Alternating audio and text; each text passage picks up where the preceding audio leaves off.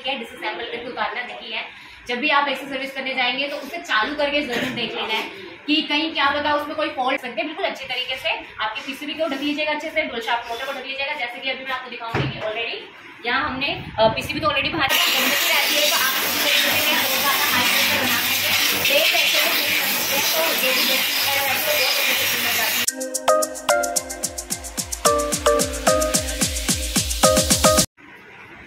Hello friends, welcome to ABC tech institute Uttam Nagar branch में Asia RSC trainer. आज की video में आपको देखने को मिलेगा कि किस तरीके से विंडो एसी की सर्विसिंग की जाती है, क्या क्या सेफ्टी प्रिकॉशंस है जो हमें रखने चाहिए ध्यान में।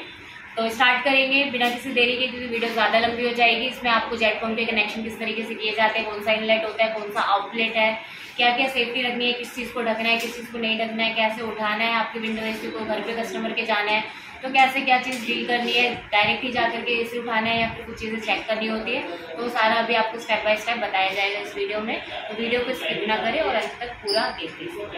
तो स्टार्ट करते हैं। सबसे पहले तो अगर आपको कोई कस्टमर आपको सर्विसिंग के लिए बुलाते हैं एसी सर्विस करने के लिए, तो सबसे पहले जा करके उसके एसी को डायरेक्ट ही क्या डिसअसेंबल करके उतारना नहीं है।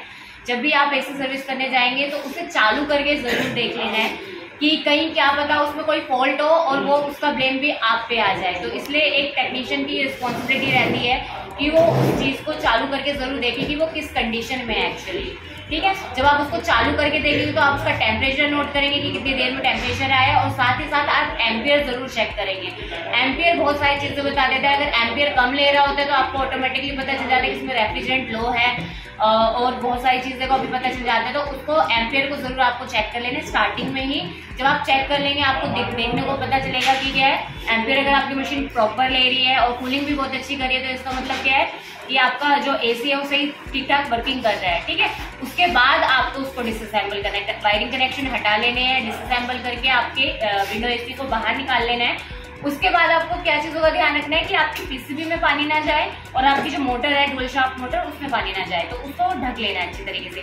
दो तरीके से आप कर सकते हैं। अगर आपको कनेक्शन अच्छे से याद है तो सब में बेटर तरीका है कि आपके पीसीबी के कनेक्शन हटा के बाहर निकाल लेते हैं और दोबारा जब आफ्टर सर्विसिंग उसे दोबारा फिर क्या है कनेक्शन कर ले। बट अगर आपको लगता है कि ये बहुत टाइम कंज्यूमिंग है, टाइम कंज्यूम होगा आपका, तो उसके लिए आप क्या कर सकते हैं, कोई पॉली बैग वगैरह से आप उसको ढक सकते हैं बिल्कुल अच्छी तरीके से। आपकी पीसीबी को ढक लीजिएगा अच्छे से, डुअल शाफ्ट मोटर को ढक लीजिएगा। जैसे कि अभी मैं आपको दिखाऊंगी कि ऑलरेडी यहाँ हमने पीसीबी तो ऑलरेडी बाहर निकली हुई है और यहाँ पे डुअल शाफ्ट मोटर को अच्छे से पॉली बैग से ढक लिया गया है। अब क्या करना है, इसके बाद आपको जहाँ भी वाटर के कनेक्शन होंगे, जहाँ भी इसको सफाई करने के लिए आपको कस्टमर बोलेगा, जैसे वॉशरूम वगैरह या फिर बालकनी होती है, कई बार कई टेरेस पे धुलवाते हैं, तो जहाँ भी वो बोलेगा जहाँ पानी की सप्लाई हो वहां आपको ले जाके इसलिए इसको उठा करके रखना है। रखना कैसे है, आपकी पीसीबी वाली साइड आपको क्या है एक ईंट रख देनी है कि जो भी वाटर का फ्लोट हो ड्रेन आउट अच्छे से हो जाए। यहाँ पे आप देख सकते हैं ड्रेन आउट का होल बना हुआ रहता है, यहीं से ड्रेनेज होता है आपका वेस्ट वाटर सारा। ठीक है, अब क्या है, अब मैं आपको बताऊंगी कि जेट पंप से कनेक्शन कैसे करना है। तो जेट पंप ये रहा, तो ये वाटर इनलेट है, आपको जो वाटर की पाइप है वो वहाँ अटैच करनी है। इस तरीके से लॉकिंग सिस्टम होता है, तो लॉक को पुश करके हाँ और चढ़ा लेना अच्छे से। तो ये टाइट होना चाहिए अच्छे से, और ये फिर आपकी जो भी वाटर में जहाँ भी बकेट होगा आपका वहाँ लगा लेना है। उसके बाद आप देखेंगे सर्विस गन है, सर्विस गन के कनेक्शन आपको इस साइड करने हैं, या आपका आउटलेट वाला है तो यहाँ से हमने ऑलरेडी कर लिया है इसको। अब क्या है, पानी का हम प्रेशर बनाएंगे, आपको दिखाएंगे कि कैसा प्रेशर बनाना चाहिए जब सर्विसिंग करते हैं। और ये पावर लीड है आपकी मोटर की, उसको कनेक्शन हम कर देंगे यहाँ पे। और अभी हम विंडो एसी को वॉशरूम ले जाएंगे। उसके बाद विंडो एसी को आपने ले जाना है प्रॉपर सही तरीके से, और ईंट वगैरह रख लेनी है अच्छे से।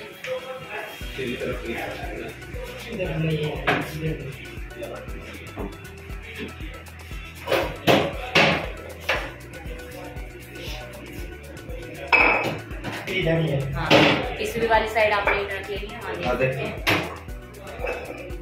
यहाँ लगाना है इस कॉर्नर पे। हाँ ठीक है।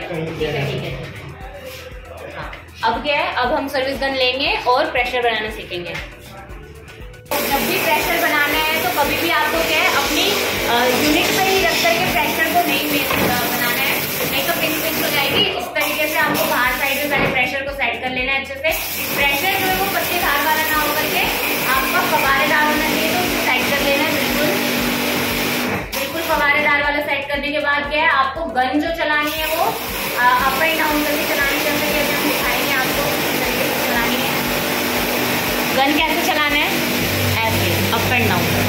वहीं पे यूं अप एंड डाउन, और थोड़ा दूर से, साइड बाय साइड ना करें क्योंकि फिंस पिंच हो जाएगी, ठीक है।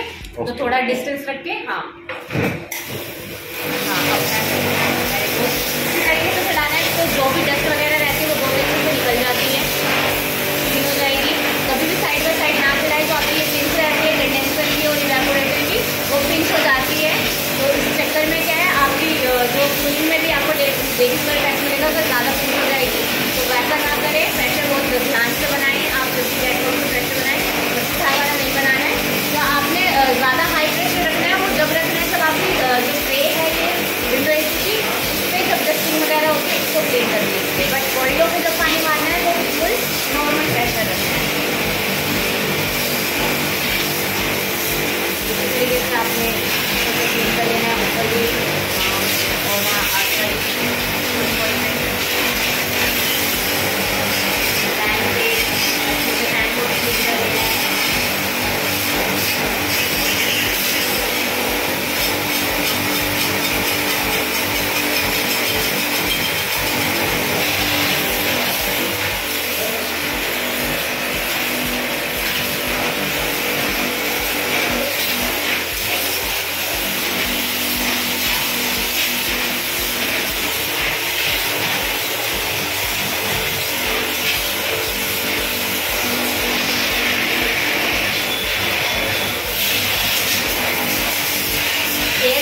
वगैरह और उसके आउटर को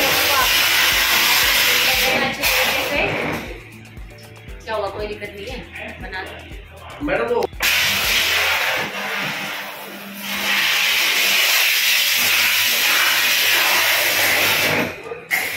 जब तेज बहुत ज़्यादा गंदगी रहती है तो आप इस तरीके से बहुत ज़्यादा हाई प्रेशर बना करके तेज प्रेशर में क्लीन कर सकते हैं। तो जो भी डस्टिंग वगैरह रहती है बहुत अच्छे से क्लीन हो जाती है।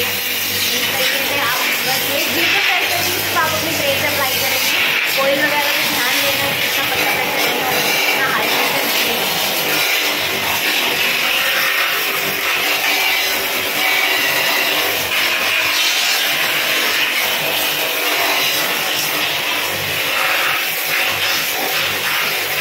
सर्विसिंग हो जाएगी तो जो भी आपका पानी रह जाएगा बचा कुचा से थोड़ा टेढ़ा टेढ़ करके निकाल लेना। हाँ जी,